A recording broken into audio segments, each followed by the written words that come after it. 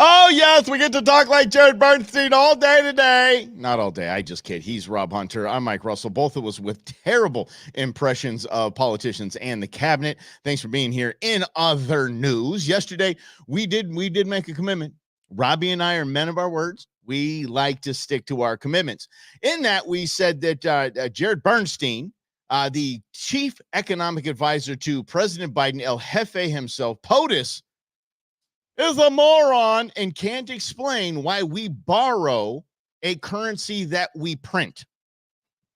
It's a good question, right? Why are we borrowing a currency that we can print more of? Can you explain this in basic terms? Because it's a basic concept. Ladies and gentlemen, Jared Bernstein. The U.S. government can't go bankrupt because we can print our own money. It obviously begs the question, why exactly are we borrowing in a currency that we print ourselves? Yeah. I'm waiting for someone to stand up and say, why do we borrow our own currency in the first place? Good question. Like you said, they print the dollar. So why does the government even borrow? This is the greatest answer you're going to hear. You're going to hear a man who has no idea what he is doing. And this is the chief economic advisor to the president of the United States of America. Well, again,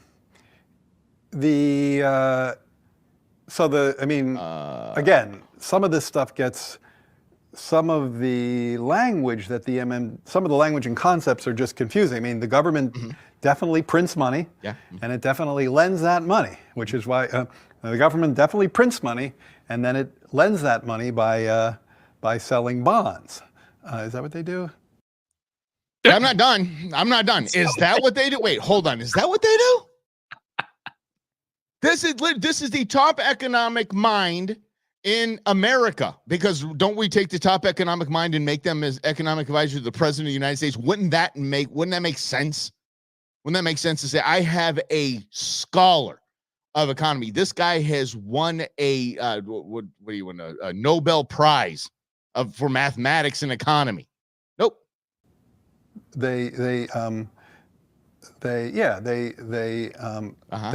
sell bonds. Yeah, they sell bonds. Oh. Right, because they sell bonds and people buy the bonds and lend them the money. Yeah, so a lot of times, at least to my ear with MMT, the language and the concepts can be kind of unnecessarily confusing, but there is no question that the government prints money, and then it uses that money to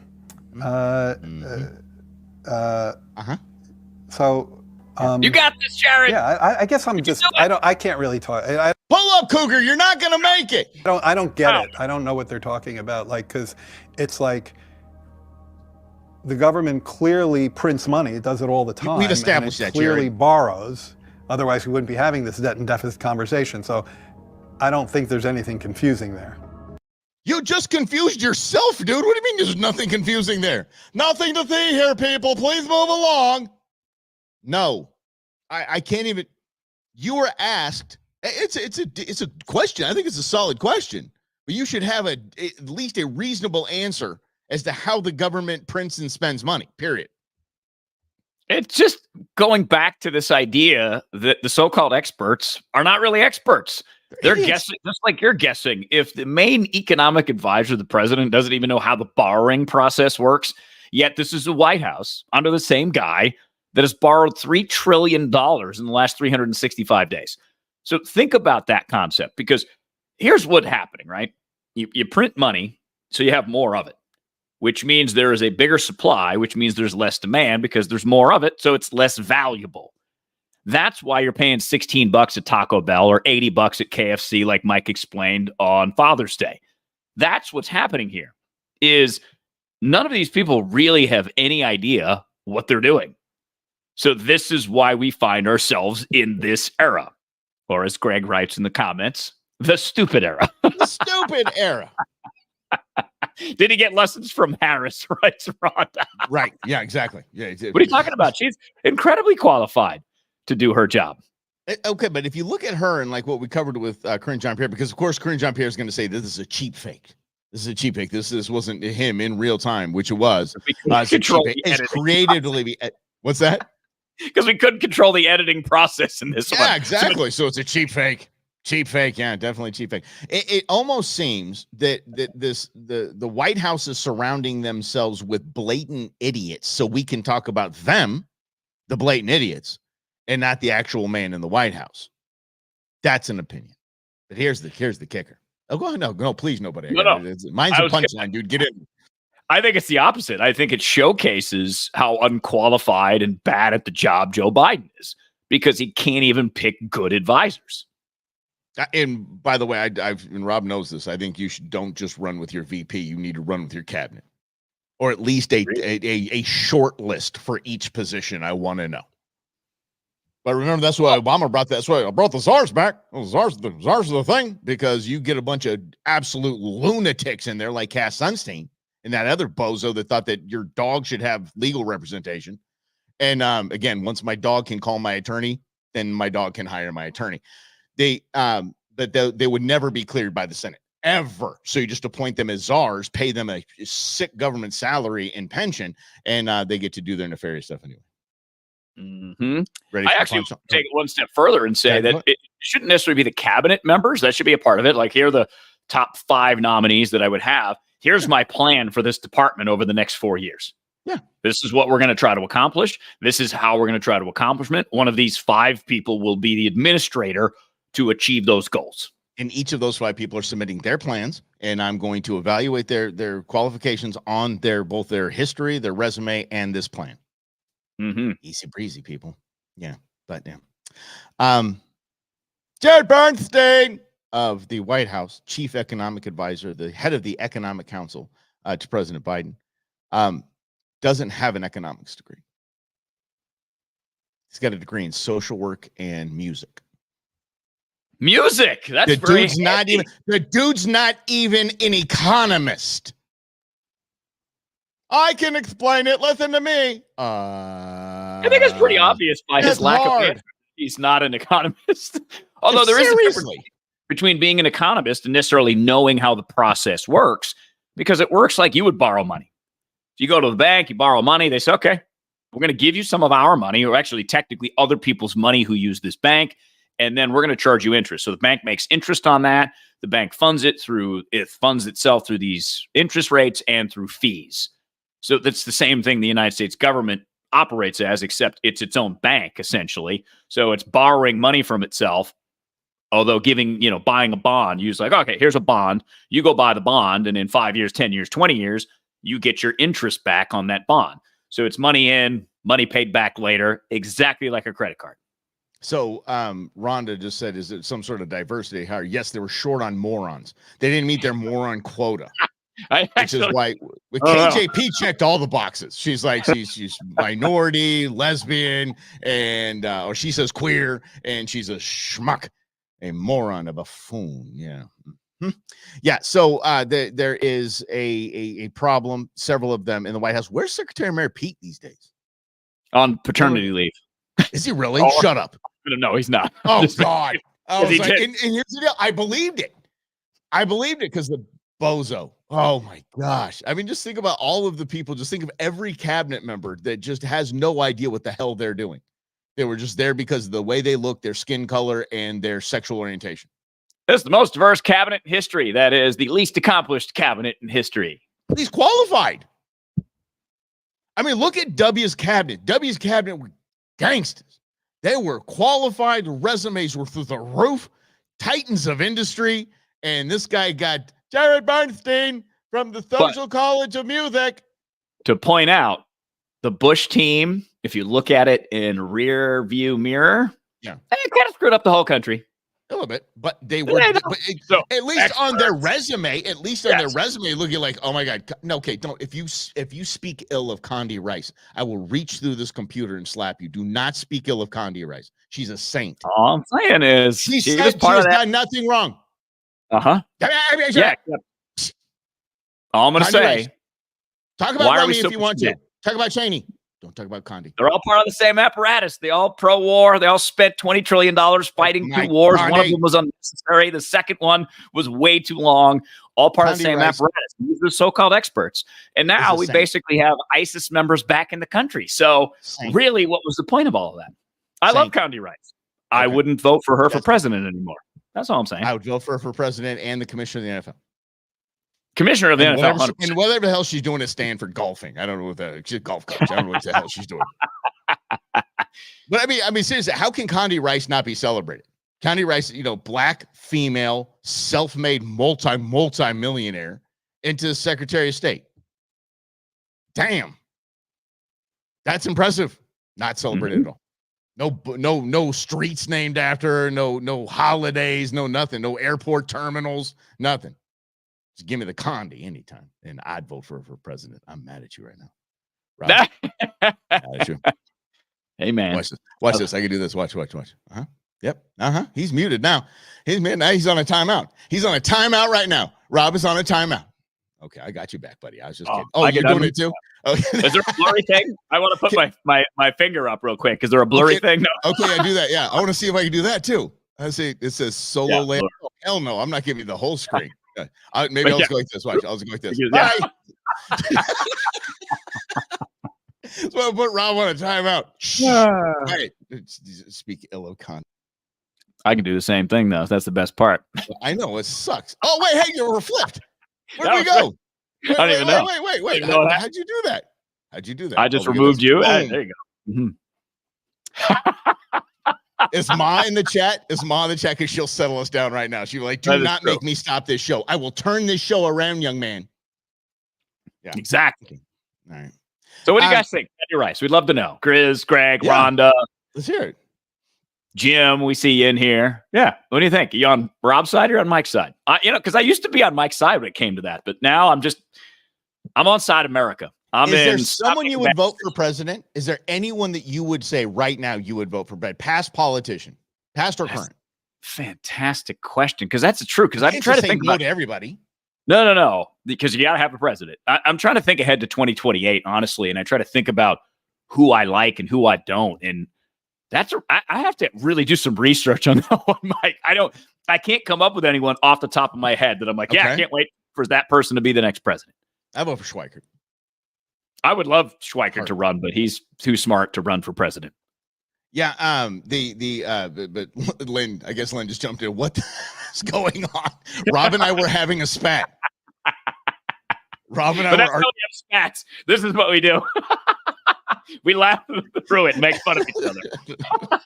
Yeah. Mm-hmm. And Grizz, that's very important to note. Look at this. Look at the past crop of presidents, just narcissists on through. The only reason why W was president is because why not? He's a governor of Texas. I mean, his dad was the president, and hell, why not? I'll go be president too. I mean, it wasn't like he had a banging resume. He didn't. I love W. I hate the Patriot Act, but W had no resume. Almost ran the Rangers into the ground. Didn't do a particularly great job as governor, and we just pick with what we have, what was presented before us by the wealthy powers that be, and they put them up for president. We're like, I don't know, whatever. I'll pick that one. Yeah, sure, why not? Yeah. Mm-hmm. Yeah, I think that's that big challenge. This is a good conversation for us to have to start talking about names that we would like, and maybe that can create a groundswell for someone interesting to run for president in 2028 or 2032. Because here's what's going to happen. Whoever's going to win is going to win, Biden or Trump. If Trump loses, I'm not convinced he's not going to try to run again in 2028. So we got that factor. On the Democrat side, you're going to get the usual suspects. You're going to get Gavin Newsom. You're going to get maybe Gretchen Whitmer. Throw their hat in the ring. The Michigan governor's Gretchen Whitmer, California for Newsom. Another name that's popping up is a guy named Wes Moore. He just became the Maryland governor. He is Obama-like, is what they say. So those are names. Like, okay, but those are political names, right? There's no change, there's no drastic difference between what we have now and Biden and them. On the Republican side, outside of Trump, you got an angling of like a Marco Rubio, a Ted Cruz, guys that have run for president already, lost, but think that, if I just hang out with Trump, I can be the heir apparent. That's why this VP nod is so important, because whoever Trump picks automatically becomes the next in line. True. So, but no one wants him. Like Chris said, there's something wrong with you to run for president. That's true. It really is true. And by the way, Rob was giving us some some thought. Excuse me, when I was running drastically late for the program. For show prep at least, we did. You went outside in 119-degree heat. It's hot as Satan's took us out there, man. John Kyle. Wow, Chris is bringing it back. Just blowing the dust off that one. Okay. But Rob, I give some thought. When you are president, chief of staff, I'm like, it's just too much responsibility. I would like at least a quadrupling of the pay, though, to be your press secretary. And I would go down in history as the GOAT. That'd be a good job for you. I give everybody honest answers. Does President Hunter want to weigh in on the shooting between a white man and a black victim in Minnesota this weekend? No. Does he want to weigh in on the other 177 gun deaths this weekend? No, he ain't got time for that. Move on next. Done. Hired. Done. We don't have to weigh in on every death that happens in the nation. Every bad thing. He doesn't have to weigh in. He's busy running the free world. Okay. All right. Okay. Yep. He's busy getting out-strategize China and Russia. Exactly. He's just signing the deed to Ukraine right now. He's he's swamped. We got this war thing figured out. We're fine. Oh my gosh. Oh man. Greg, I do like Vivek. I do. I just hope he becomes Vivek and not becomes Junior Trump. Well, and here's what I would say out of a future president. Again, I voted for Trump twice. Not rip it. I'm telling you, Vivek, Trump did Trump, y'all. Stop trying to be Trump. And at some point, someone has to try to bring the country together, because I think one of the Trump's fallacies is that he thinks he can just win on him and his ego and his opinions alone. So he is diving deeper into the things people don't like about him. And I think that's why he lost in 2020 and why his candidates lost in 18, 20, and 22. So in me, I try to look at this broader approach, especially as you get closer to the election. Typically, you run in the primary, you go to the edges. You get the primary voters, and you become more of a centrist, something Carrie Lake refused to do, too, when she was running for governor. Correct. So that natural process should be someone's going to have to try to sell ideas and get influence in votes. Vivek just doesn't do that because he's wannabe Trump. That's my real challenge with a lot of these candidates. They're trying to be Trump instead of being themselves. And there already is a Trump. Trump's already the best Trump. So if you're Vivek and you're trying to be Trump light, how does that benefit anybody other than Trump? I remember, and Rob will remember Smokey Rivers. And when I was a baby conservative talk host and just trying to come up and just beg, he gave me actually the first shot to do a fill-in on a real, let's go. It was on KFY. It was pretty rad. And one of the things he said in his office, he goes, don't try to be Rush Limbaugh. There's only one.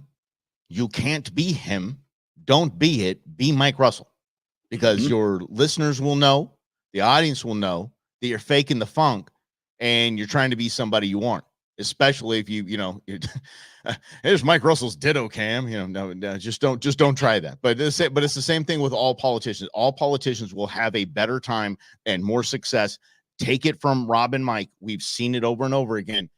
Be yourself. Don't be someone else. Don't try to be Donald Trump. Don't try to be Barack Obama if you're on the left side. Don't be you. Secretary Mayor Pete, we saw through that crap immediately. It's like, we've heard these speeches before. We've heard this. And if he says it's the right thing to do one more time, I'm going to be like, guys, it's just done. The dude's just wholesale plagiarizing right now. Don't try to be somebody else. Be yourself. And that's a lesson, like Mike said, for all of us, is that I'm looking for a leader.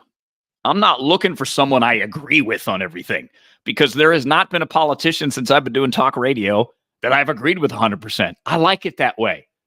Sometimes I think liberals have good ideas, because sometimes they actually stand up for freedom more than our side does. And if I believe in freedom and that's my main driving force, I can't sell myself short and say, yes, I like freedom only when I like freedom, because that doesn't make sense to me. And to Rhonda's point about Herman Cain in 2012, I loved Herman Cain because he offered something different. Number one, he was a businessman. And number two, he had the 9. Yeah, man. Remember that, right? That was his tax plan. 9% national sales tax, 9% income tax, and I forget what the other 9% was. Maybe it was sales tax, national sales tax, or something like that. Sure. Yeah. But it's something different. I like that. The rent is too damn high. That's like bring him back, wherever the hell he was, man. Yeah, I'd give him a shot. Why not? Whatever. I there's no real solution right now because we're stuck with Biden and Trump. So it just is what it is, and and anything you see is going to just be labeled a cheap fake, and then we're just going to have to go from there. Something Rob brought to the table actually last week, and we just never got around to it. And it was one of the funniest things I've read in a bit. Is out of Variety magazine. It was do trigger warnings need spoiler alerts? Do trigger warnings. So understand this, that now we have to, because we are so damn sensitive, we have to warn people that this is you're going to have graphic, violent images that are about to be shown to you. Clutch your pearls. We have to tell them first. But now it's not enough, apparently, that now we have to go through and kind of ruin the plot or ruin the, like say, if you're watching, oh man, what was that? I See Dead People. Which one was that one? Sixth Sense. Yeah, The Sixth Sense is like, you're gonna see an image of a ghost, and it's the star of the show. Like, why? You don't need to ruin anything. You don't even need to tell me what's going on. Do you remember Joe Bob Briggs Drive-In Theater? I know somebody out there does. Trust me, y'all are my age. You all remember Joe Bob Briggs Drive-In Theater. I think it's on HBO or Cinemax, one of the two. Oh, and at the very beginning, this is late night TV. So, Mike's up late just thinking, maybe I can see a lady. So what glimpse? That's all I need. It was in my formative years, so I can say this. But at the very beginning, he would give you the rundown. We got 2 fist fights, 3 car chases, 8 naked breasts, and 2 explosions. And basically, he gave you the whole thing. You're like, I'm staying up. That's funny. I'm staying. You have ruined nothing for me, but you have saved 2 hours of my life. If you've just got, I don't want to see 5 car chases and go. I'm done. I'm not going to stay. Yeah, exactly. Yeah. Know what you're getting into, and I think that's a good way to do it. I'll never forget that. And then he showed up in the movie Casino. And I was like, I know where he's from. I went back to my childhood. That's funny. with the remote looking like this. Going. Anybody around? Seeing that my parents are coming down the hall. Exactly. Yeah. I remember watching like Jean-Claude Van Damme movies with my dad in the theater, and then there'd be the naked pits. He'd be like, "Do this." Really? Of course. Yeah. Oh yeah. Are you closing your eyes? Yep. Totally. Sam. Yep. Totally. Oh, the good old days. Lynn, I would have stayed up for that movie. Yes, or 2 exploding breasts. Yeah, I would have been. Yeah, I mean, or 3 in the case of Total Recall. Yep. Yeah, that'd have been just fine. Has there been anything? And tell us too. As you're playing along, we love this, you guys. We just love hanging out with you guys. Is there any warning you've seen on a product or a movie or anything where you're like, whoa? Thank God that was there. I'm glad. I didn't know that was going to happen, or I didn't know I could do that, or oh my gosh, I was so glad it was wrong because I'm not into that kind. Is there anything? Literally anything? Only to laugh. That's the only thing I can think of is when I look at the warnings, I just laugh because I'm like, someone did this, and because one person did this, the legal community in which runs America basically decided they had to put a warning label on this because one person did it. Right. So they treat us all like a bunch of morons. My favorite though, Mike, if you go to Europe and you look at cigarettes, they have a skull and crossbones on them and it says smoking kills, smoking causes cancer. The warnings are as direct as can be, yet people still smoke like it's going out of style. Yeah. They don't work. The most ignored warning ever was on the back of Atari and video game cartridges, and it says "Do not blow into the contents of this." Heck yeah, rubbing it on your shirt, will you? Yeah, get that ding, ram it down in there. It's gonna work. There's absolutely nothing. I believe that warning labels are why we're descending into idiocracy. Well, warning labels are literally why. That's a fascinating theory because think about. Really, one of our main beefs, Mike, during the pandemic was how dumb they treated us. They didn't treat us that we could figure this out on our own, that the only way we're going to survive the pandemic is to listen to these knuckleheads who are lying to you from the very start. Reason Magazine has an article out this morning from Rand Paul, the senator from Kentucky, who talked about the inner circle that Fauci surrounds himself with, all thought the lab leak theory was true and wrote about it. And then some of these fools are deleting emails Yeah. that probably talk about this. So from the very beginning, they lied to cover their own asses and then treated you like you were some dummy that couldn't figure out how not to catch a virus. 6 feet apart, wear a mask. Obviously, none of that works. Take this shot. Well, that doesn't work either. So they built this house of lies and kept treating you like you were a moron to cover up the house of lies, and all while protecting their own credibility. Because here's the other part. The information that you consume in a lot of ways in the media channels, most media people, I'm going to say it, aren't smart enough to figure this stuff out. Thankfully, Mike and I were. I give credit to Mike on that. I give all the credit to you, dude. He's the one that stayed up late reserching. Just, I was about 4 IPAs in, and Rob was like on his like 4th book in of the night. But there was a reason I think, and I don't say this to brag, maybe a little bit, but we were number one. I had never been number one in my career. So Mike and I got to number one, and I attribute that to the work that we did because we cut through all the BS, all the lies. We didn't treat you like you were stupid. And that's something that we talk about in terms of how we look at this country, right?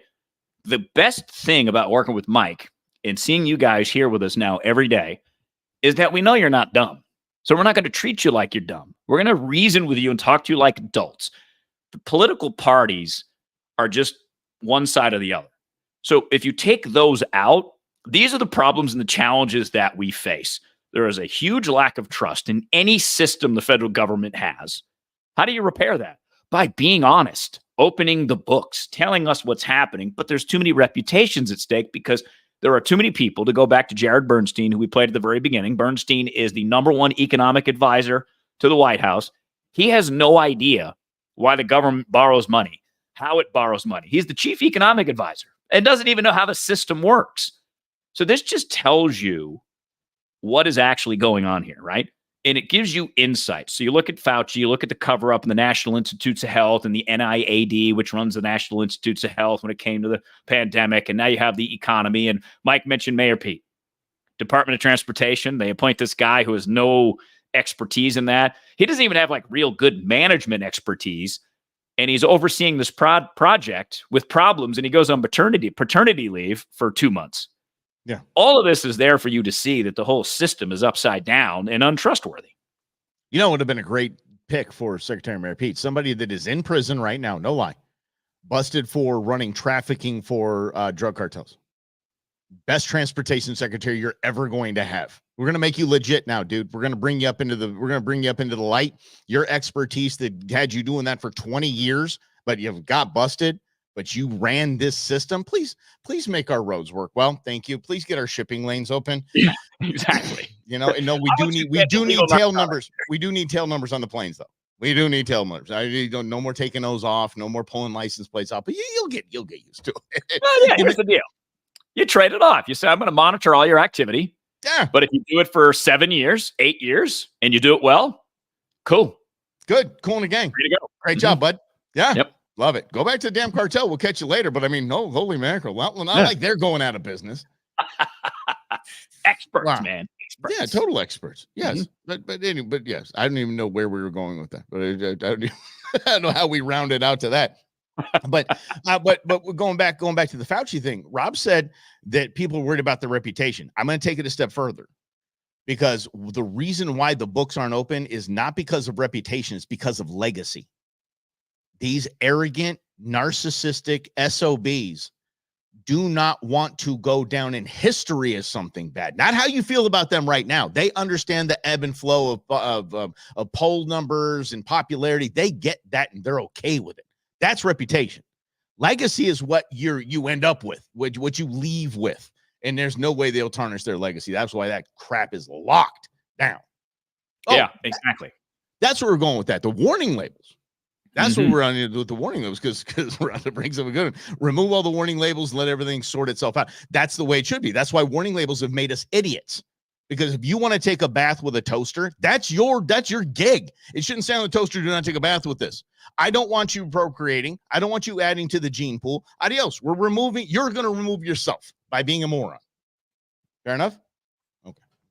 And that ultimately is freedom. And I get you want to protect some people. But the downside of that is when you treat everybody like a moron, people get mad. And there was a story today in Phoenix, and it's 32nd Street and Thomas. So we're talking kind of downtown-ish. It's a Hispanic neighborhood. Well, people woke up either this morning or yesterday morning and saw swastikas on cars, and one wrote the N-word.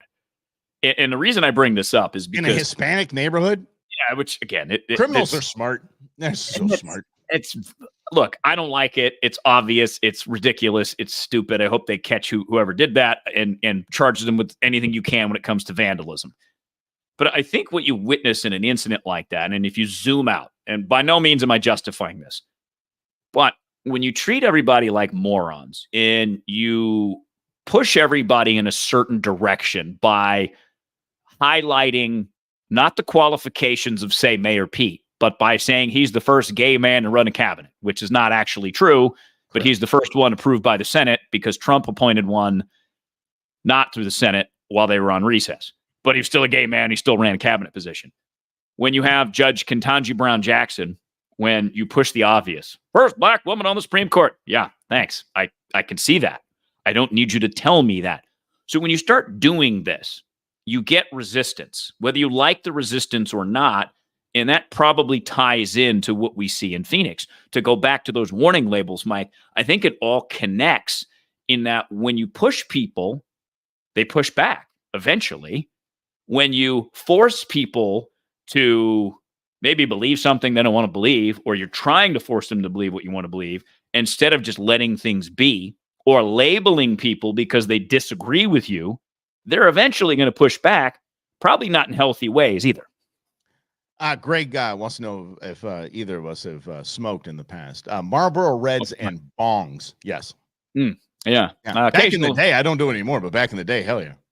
Occasional joint, but I smoked cigarettes a few times, mostly when drinking, and it was dumb. I was like, I was Puff the Magic Michael. Yes, I was smoking like crazy. Yeah, hell yeah, yeah. And then I started chewing too, which I loved.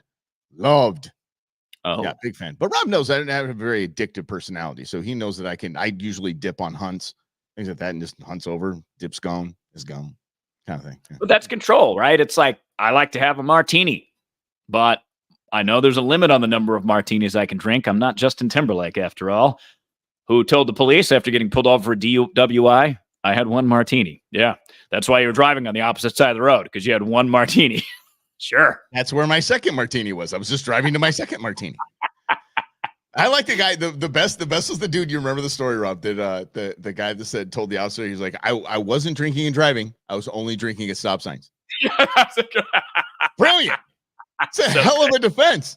That's a hell of a defense. Yeah. And then Rhonda says Beyonce was to be the first black country artist, but so probably Charlie Pride. Yeah.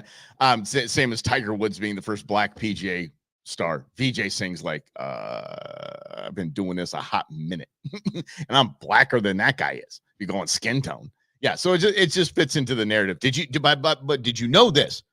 NBC, speaking of race, is really digging in to the dangers of racism and internalized racism that can cause cancer. Okay, there is a show called New Haven, new something, what's it called? It's a medical show on NBC. It's some whatever. And they this is how it turns out. Check this out. New Providence. There's a couch over there. Hey, is he okay? Yeah, he's okay. I had Cephas answer some questions from a Harvard test known as unrest. It is designed to measure someone's level of social resistance. Social resistance. When people like us oppose the values and policies of the dominant culture. That's right. And what does that have to do Your with son, he feels threatened on a daily basis. Like everything he's earned can just be taken away. He's disenfranchised. But because his life is seemingly free from all this, because he can't name it, he's internalizing it. Oh, there you go. Name what? Racism. I think your son's tumor was caused by racism. That is a real television show. Your son's tumor was caused by racism. That's what caused your son's tumor. Internalized racism. That is probably the funniest thing I've seen this year, and it's already June. Yeah. Yeah, and that goes back to this point, right? It goes, we talked about this, I think it was yesterday. Who's the biggest audience that consumes that? Well-off white women, progressives. Yeah, that's right. And if you've ever met one and talked with one, they come by it honestly in many ways. Many of them want to see the world a different way, but many times they're misinformed about the world. So now they're going to see this in many ways and go, wow, man, I need to buy more anti-racism books. Yeah, exactly. Where's that Kendi X dude? Where's he at? Exactly. By the power of white girl, I am offended for you. Yes. It is a wild world in which we live in, and what beliefs do to us and how they impact what we say and what we do and how we act and what we spend money on. But let's back it up. That aired on real television. Okay? It aired. Therefore, it had to be loaded into the system. Therefore, it had to be edited. Therefore, it had to be filmed. It had to be acted, like you saw. It had to have been memorized, the lines, all the way through this giant line to get to that point. Everyone said, your son's cancer is caused by racism. Racism caused your son's tumor. They all said, run with it. Run with it. I mean, from the thought, the moronic thought that the writer had, and said, there's no way, they should probably typing it out going, there's no way in the world they're going to let this slide. This is see if I can get this one by. You know, the Disney cartoonists that went back in the cell and they draw the cells and all this stuff. They had a team of crowd artists. They did background crowds. And some of them, they said, we get so bored, just this person. They'd put like a, woman in a bikini or something like that, or they'll put Roger Rabbit in there or something like that, just to see if the editors catch it. This had to be can the editors catch it? Because this might be the most moronic thing I've heard on television ever. Well, and you think about it, even what Rhonda's saying there, she has a friend with white guilt. We talked about, I know several people with it. Guilt and shame are powerful motivators, powerful emotions that cause people to act a certain way. And whenever Mike and I were actually talking about this before we started the show. So when I moved to Arizona, I had shotguns one time. Had no interest in owning a firearm. Was like, hey, Second Amendment's cool. Guns just not for me. So Mike was patient, didn't try to force a firearm into my hand. He said, if you ever want to go shoot, anytime, let me know. And eventually I took him up on that. And eventually I took him up on going for a hunt. And then eventually I bought a firearm in a private sale in a parking lot after drinking a pitcher of beer. 3. Yeah. Well, there was 3 of us. There were 3 pitchers. Yeah. 3 of us. And they're not big pictures. They're like, at there are pictures of beer. We're not going to dance around this one, dude. It was one of the funniest transactions I've ever seen. I have great pictures of it. Yeah, absolutely. There's cash money. There's a firearm. Rob's wearing a Biggie Smalls shirt. It's funny, but influence happens over time. You don't force your opinion on somebody else and have them go, yeah, you know what? You're right. Because there's a natural resistance to it. So Mike was patient, and eventually I bought that firearm and now have a few other firearms, and there's one more that I want to get. So you see how that can work. It was not a 2-week process. It was maybe a 2-year process. And that's okay. And right before coming on air, I told Rob that his long game has now gotten me. Rob is quite the traveler, quite the globetrotter. I am quite the homebody. I love this state we live in. I love playing in the state that we live in, playing the outdoors and there's always enough to do here, right? Or there's always enough to do in a neighboring state. I'm good. I don't need to get on a plane. Damn it, Southwest Airlines has a sale going on right now, and I was like, I'll check it out. It's a girlfriend and I just kind of looking through, and then just looked at her like, do you want to go to Vegas? It's literally $100 a piece for a round trip. And she looked at some Groupon thing. She's like, the Luxor is the same price. We can save like 3 days, 2 nights. I'm like, and we booked a trip. I've never done that in my life. Never done that. Rob just worked me. I'm like, and I was shocked. I'm like, I can't wait to talk to Rob tomorrow because he is going to be blown away by this. And I just got back from a week trip to Mexico. Like, oh, yay. Yeah. And we do stuff on budget, y'all. It's not like we're sitting there balling or anything like that. It's just, I mean, if I can get a round trip, if I can get my girlfriend and I to Vegas and back for less than it costs my F-150 to drive to Vegas and back, I'm stupid not to take that opportunity. Absolutely. And, there are multiple things you could do. And this is what Lady Bromance is so brilliant at, using credit cards, right? Because you spend money anyway. So you go out to eat, you go to the grocery store, you go to Costco. We put everything on credit cards and we pay it off every month. And in doing that, we know what our budget is, but we also build up credit card points in which we use to travel. So I recently, when I left KFY, I went to Europe for a month. That was all pandemic credit card points built up because we kept spending, kept building up credit card points. So after not being able to really travel well for 2 years, they said, all right, let's do this. So the flights and the stays, -1, I think, were credit card points. So there are multiple ways that you can get creative with your already existing spending and add it in or find a sale like Mike did and go out and kind of broaden your horizons a little bit and try new things, because those trying new things I have always found are the most rewarding experiences. Like I just got back from Knoxville as a business trip. So even better way to travel, get another company to pay for you to get to someplace new, like Knoxville, Tennessee. And I was completely impressed. I had zero expectations. I know Knoxville's a small city, but I get there. Number one, it's gorgeous.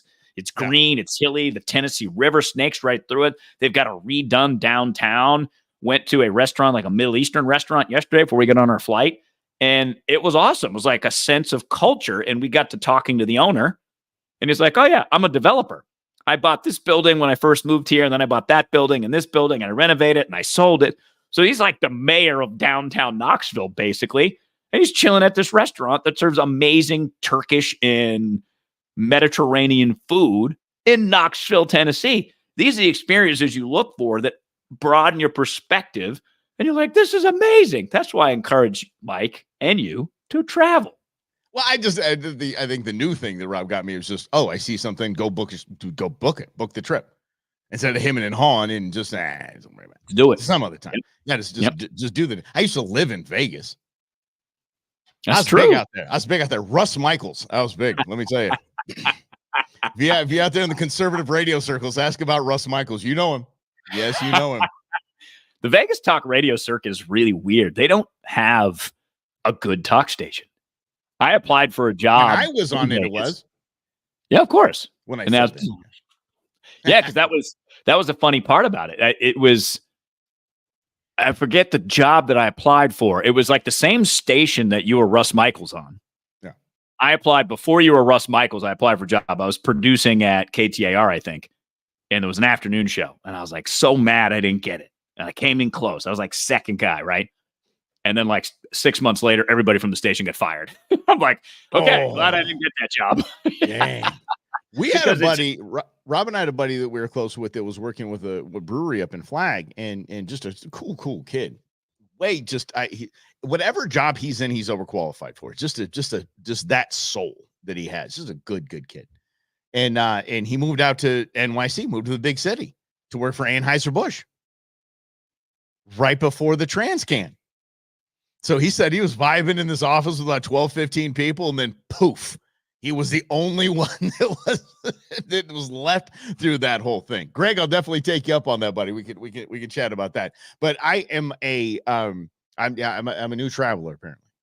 Yes. Who would have thought? I even went, no, Rob, you got guys, I'm sorry, Rob and I've been friends 17 years. So when things like this, when new things happen with us, because we know everything about each other, this is so fascinating. So this morning, I was like, Rob's going to be so impressed with me on this. I went and found out that I had a rewards, whatever point thing with Southwest, rapid rewards. Member since 05. Nice. I had no idea. I have a whole 1,800 points on there. Yeah. So but I'm like, okay, I better get this updated because I'm going to keep doing this and do this some more. So you got me, Robbie. I love it. To your friends. Listen to your friends. Don't no doesn't always mean no for good. Yeah, and if Mike decided to yell at me about buying a firearm or shooting a firearm, I would have been like, screw off, buddy. If I yelled at Mike and told him he was completely wrong for not traveling, do you think he would travel or you think he would dig in? Because if you understand Mike, you understand that Mike had some challenges with travel. He traveled a lot for a previous job that he had. He was working with Jim Rome, and he was working in the apparel side of things. He got stuck in Portland, Oregon on 9/11 for 3 days. So he's had some terrible travel experiences. I mean, he had to go to Buffalo at one point. Who chooses to go to Buffalo? Nobody. I loved Buffalo. Okay, that would be the experience, because I was like, Duntire Park in upstate New York was fantastic. It was like there's New York City, which, and then there's upstate, which is God's country. It's like the number one. It's just the number one station in New York City is progressive talk. The number one station is country up in upstate, right? So it's just, they're two different worlds. And I loved it up there. I loved it. I got to make Jim Rome cry. That's why he loved it. Really. Literally made that dude cry. It was a good bit. Someday we'll have Mike tell the story of the bit that they pulled up there in Buffalo. It was quite creative. Yeah, but I dig Buffalo, but I don't like cold. So anyway, let's get to this, because I believe, and I'm sincere in saying this, that part of the reason why no one cares about Trump indictments, nobody cares. Remember, they used to say the twice impeached president, former president of the United States, like they stuck to that like anyone gave a rat's. They're not doing this felon thing anymore. They're not doing the convicted felon. They're going to try to keep running through it. Nobody cares. It's a big yawner. It is. And the reason why is the absolute bozos and clowns that they have brought in to go after Trump. I mean, starting with Schiff and then Raskin and all these just absolute characters. This new Goldman dude, that's the new Adam Schiff. But how about this case in Georgia, which Rob and I think we both agreed, Rob, like it's kind of the one that might do it. Like this might get him, this whole RICO thing, right? And then you have this Fannie Willis chick and her affair that she's having with the dude that she pointed to do the whole thing right there. And by the way, if you listen to her speak for 3 minutes, you would think, why in the hell did anyone pick her to do this? Why was she deemed the one to go to the White House to meet with Kamala Harris to head this thing up and let's go get Trump, which is as un-American as can be. Her boyfriend, which she had the affair, which they've denied, they've perjured themselves. They have just they've gotten away with perjury. They've gotten away with everything. Went on Comedy Central. This is how bad it is. And was interviewed by Marlon Wayans. Remember the Wayans brothers? And this is an interview. This guy did not get up and get out of the room.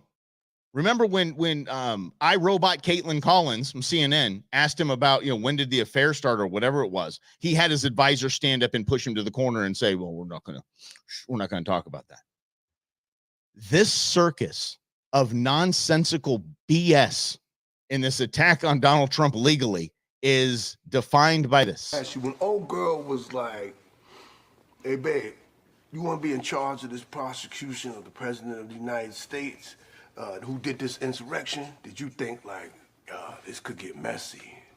Or you was like, nah, I'll be all right. We did not have that type of relationship at the outset, and we were interviewing other people for the position. What position was it? It was the position of special prosecutor. Did that position look like this? Or did that position look like this? So no. After Wade resigned as special prosecutor, Trump's law dogs still try to use their relationship to get the case thrown out. That's what a joke, an absolute joke. That still to this day, that was last night. To this day, that whole case is now, and it's all that guy and Fannie Willis's. It's their fault. They brought this on themselves. They have completely taken all credibility out of the prosecution there. 100%. And that's what Trump is really good at. He is great at attacking. So if you're going to go up against Trump and you're going to charge him with a RICO statute for running a mob to try to overturn an election, everything has to be dialed in. And if not, well, you look like that on Comedy Central. Just bad decision making, right? Because I don't know if it's their egos. It's got to be a huge part of it. I think that they're so self-righteous that they don't think anyone will notice. But if this case had legitimacy, it's certainly a more difficult path forward now, because now we're waiting on the Supreme Court to rule on if there's a certain provision that has been used to charge a lot of January 6th, it's a financial transaction provision that was being used to charge criminals on January 6th. But see, this is the weird big departure of Americana, if you will, is you're taking this law that was passed during a depression that ties to companies and their whatever accounting measures, and you're applying it to what happened on January 6th. And you're trying to apply it to the president of the United States. Now, this case with the RICO case, the way that they spell it out is incredibly fascinating. Because if you read the document, we've read the documents, it makes a compelling case as to what Trump was trying to do. But now all of that is in doubt because these people are ridiculously egomaniacs who want to be famous or something. Okay. It's a lot like, I mean, it's laughable on top of the 31 indictments for paying off a porn star. None of it was illegal. They made it illegal so they could take him to court for this stuff. It's a bunch of nonsense. So what we see with like the Alvin Bragg, Letitia James, Fanny, this guy, all of these bozos, it's a lot like the scene in Jaws, right? Where the kid gets eaten and they're like, okay, we got a bounty for this thing. We got to ban everybody, every boat and every unqualified angler and shark biologist or whatever are out in these little dinghies. Just all they want to do is get that shark. It's the same thing because they want the picture, they want the prize, they want that. In this case, the picture, the prize, the shark is get Trump, kill Trump. And then, kill Trump's career. And then it's the fame and the fortune that comes along after that. You're on the DNC speaking circuit until you die as a deity because you're the one that took down Trump. And let's just look at this from a legal standpoint, because the way that the case is laid out, it's intriguing. It's interesting to me from a legal standpoint. If I take my personal feelings out, of which I don't really have any at this point, because whatever happens doesn't really impact my life that much. Okay. So Trump made these decisions, and I'm not sure if he's immune or not because it's never been settled. What he did, look, I think here's my personal opinion. This is my theory. When Trump learned that he lost, he understood what that meant to him. Trump hates losing. He said it 1 billion times, and he lost to the worst presidential candidate in the history of presidential candidates. So he couldn't handle that. So he lied. And then he kept going with the lie. And he literally acted as a guy up here, which is what RICO statutes are. They were made for the mob because you couldn't get the guys at the top of the mob because the guys at the top of the mob don't commit crimes. They just order the crimes. So you charge the whole organization as to the wrongdoing. And you get the guy or the gal at the top. Mostly it's the guys in the mafia cases or in Trump's case. So it's very fascinating to use the mob statutes against Trump for what he tried to do. Now, Trump claims he is immune because he was acting on behalf of the United States. Also an interesting, compelling argument because we've never faced this before. Can a president be charged? Or if he believes it's in his official duties, can he not be charged? I don't know the answer to that. Nobody knows the answer to that. But it is a very intriguing legal question. And most of us are just basing it on what we personally believe about Donald Trump, not actually what we personally believe about the Constitution or the executive branch. You got to separate the two. See the fencing going up around SCOTUS? I did. And which side is that? No, I'll tell you exactly what it is. It's going to be in Trump's favor because they'd have a hell of a bigger wall if it was not going to be in Trump's favor. That was my first thought. It could be bad to think like that kind of stuff. But yeah, there's going to be a lot of people screaming like that very famous girl when he was sworn in, just screaming around that fence. That's really it. If they knew they were going to make some nonsense against Donald Trump, that would be a lot more. There'd be a lot more enforcement there. I think, does that come out tomorrow? Is tomorrow the last day of the term, or is it like next week? I usually think it's the end of June when the Supreme Court usually wraps for the season before the fall season. I don't know. I don't know the date in June, but it is June. June is the opinion month. Yeah, exactly. Yeah. Exactly. So we're going to find out at some point which way the Supreme Court is ruling on that. And part of that is going back to that January 6th charge as to whether or not that can be applied to Trump, because that second case has to do with the documents. And then there's that January 6th aspect of it as well. Yeah. And then because again, y'all, I'm a nerd. So when Rob and I say we've studied, we've read, in this case, I've listened a lot. to the arguments in this case to the Supreme Court, and the way the questioning was right. Even I'll be said, even Justice Jackson, if you're nasty, had a hard time. Like, dude, I'm trying to softball these things into you. Can you knock this out of the park, please? And nothing.